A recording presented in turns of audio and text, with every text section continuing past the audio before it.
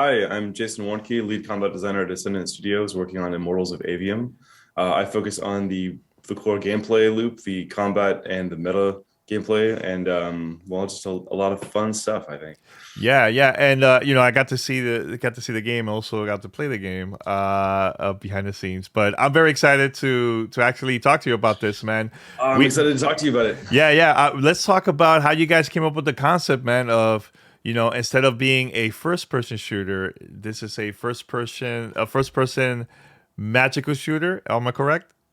Yeah, Yeah. Brett, I'm sure you heard the story of Brett, being in a meeting while playing Call of Duty or reviewing a Call of Duty level and Mm-hmm. thinking about how cool it would be to do magic. And when he told me about that concept, I was just absolutely struck because, back in the day playing Hexen and I've always liked fantasy games, but also like shooters, and that crossover isn't very common. Mm-hmm. Um, and so, when we got into it and we started talking about what do we want to do with this? What do we want, because you have games like you've seen games like Witchfire, which looks so good, but they have Mm-hmm. the approach of it's magic and also a gun. And I've played a lot of Destiny, so we Mm-hmm. wanted to challenge that, see where we could go with this concept, and we're here. And it was kind of a big risk to try a shooter with no guns, but I think it's working out really well for us. Yeah, Pretty cool. it's very interesting. Like I'm very excited to play the official game once it releases. But I remember I was at the Game Awards and you guys show the trailer for the first time, and automatically I'm like, oh, so this is gonna be a co-op experience. But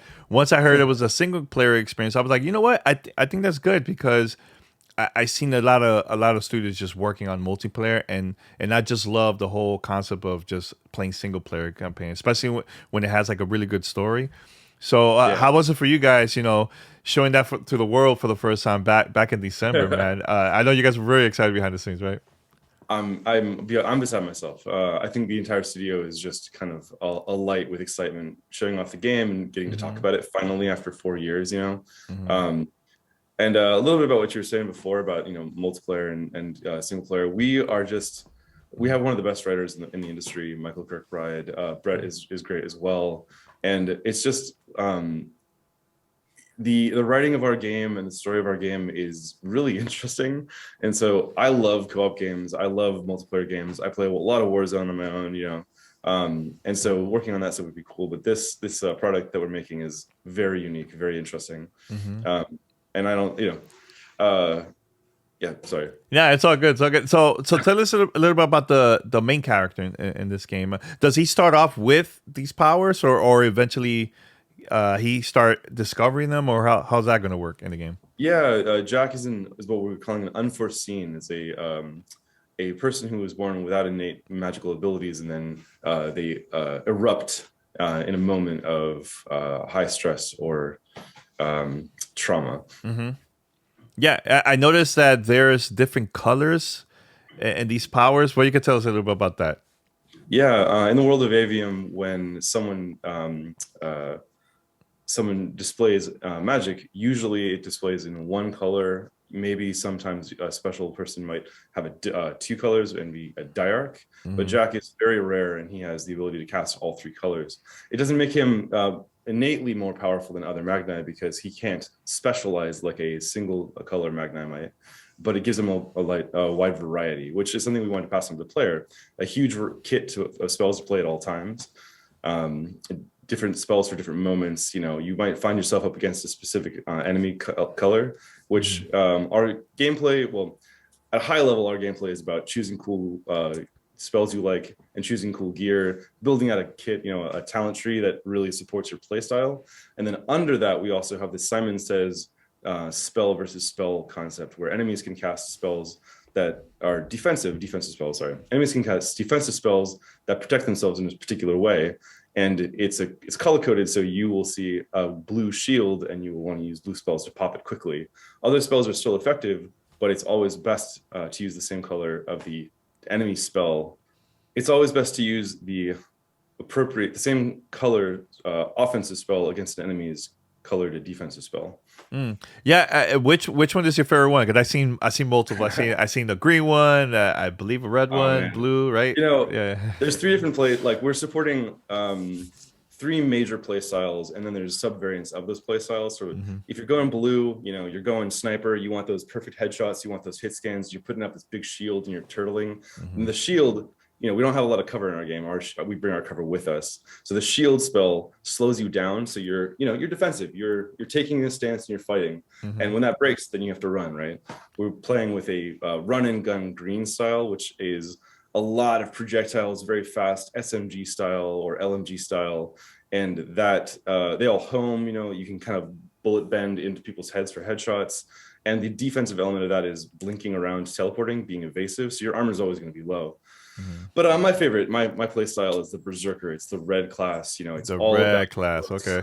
it's a big blast. You want to be like right on top of somebody to do as much damage as possible. And then the defensive element is just passive armor. So you're just like armoring up, getting in, being in the fray, huge explosions, doing all these there's red blasts and these strikes on people's faces. It's great. Yeah, yeah. I know. Previous single player campaign that I played. There's also puzzles because it's not only just shooting, right? Is there going to be also puzzles in the game, and how's that going to work? And with the powers. Yeah, that kind of touches to the whole pace of our game.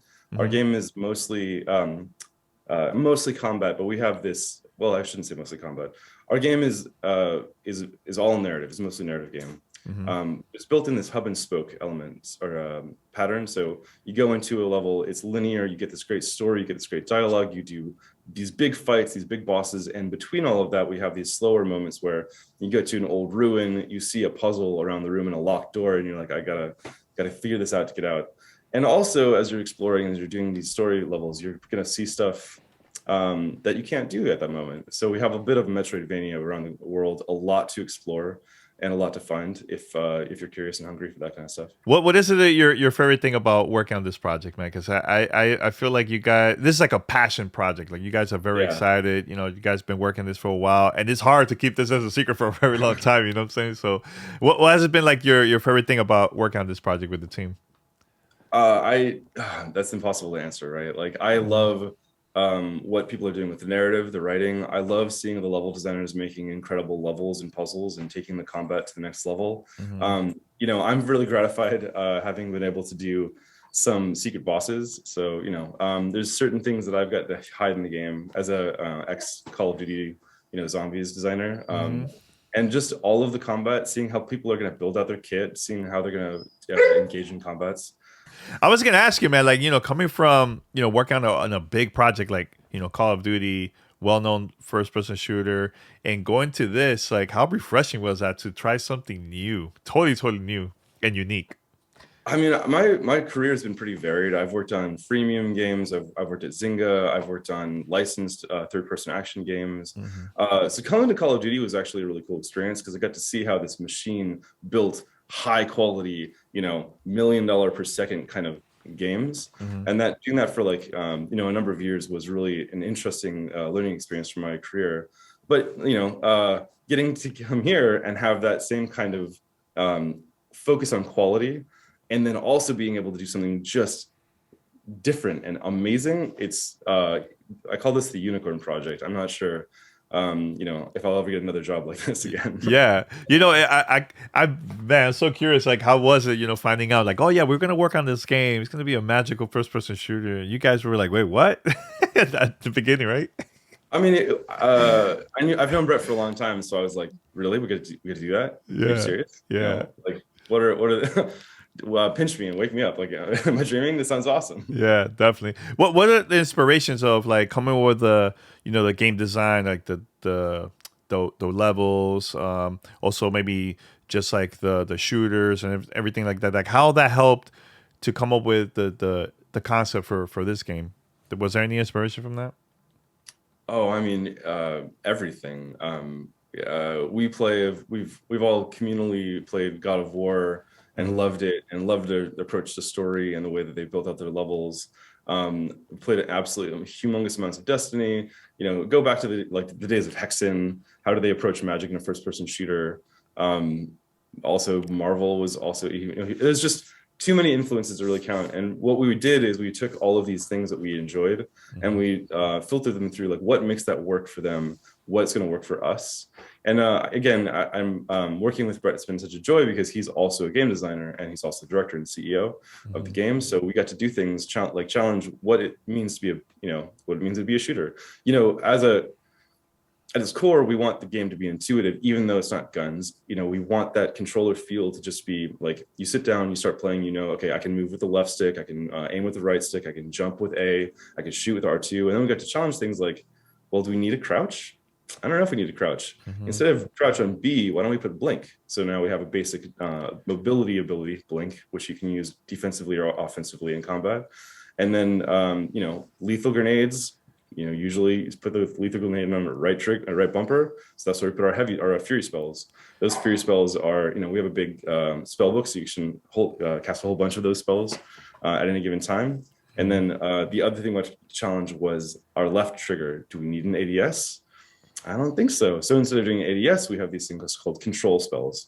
And you have 3 options. You have a lash, which is to grab an enemy and pull them close to, follow up with some combo spell, or use it on a larger enemy to travel the space to them and bring the aggression to them, which, depending on your playstyle, might not be advantageous for you.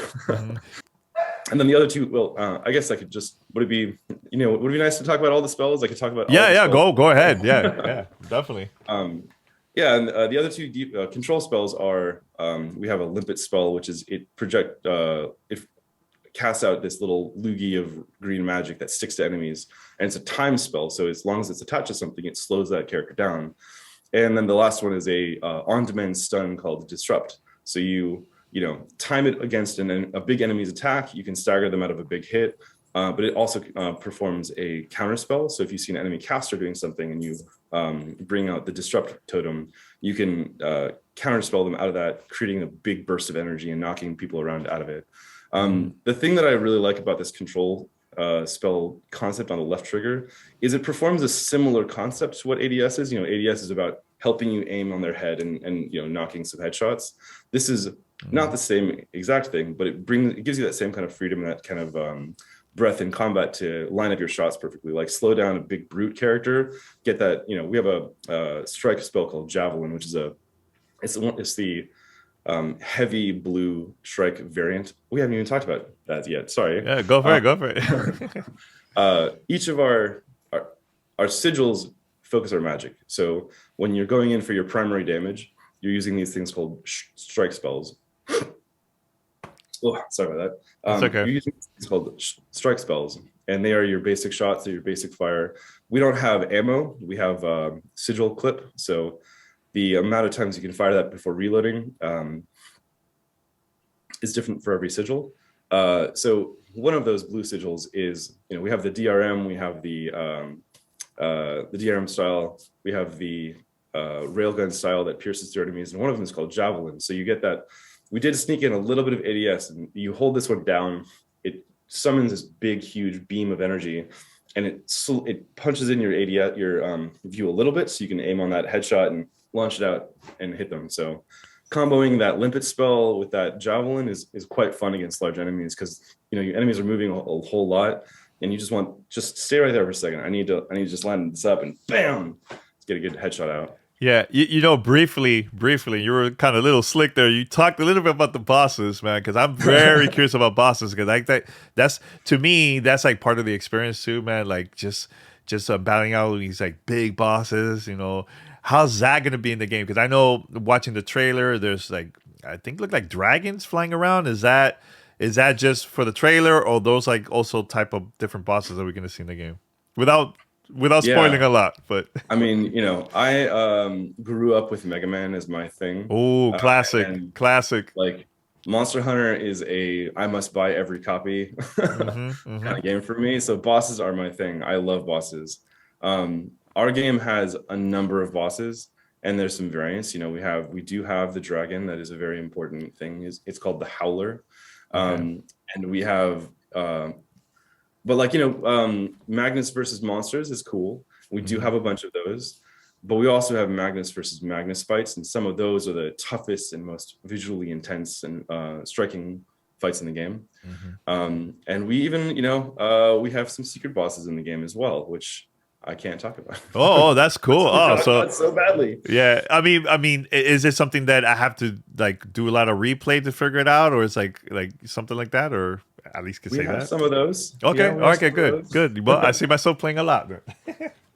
Definitely, man. Yeah. So I just want to say, man, Is there anything else you want to talk about the game, man? I'm excited. I can't wait to play the full version, man. And I know our listeners are going to be excited too. You know, a lot of them have been asking questions about, you know, when we're going to see more. Actually, when we're going to see more about, you know, from you guys to promote the game. Because Really soon, we've if seen you're on teases, here and there, right?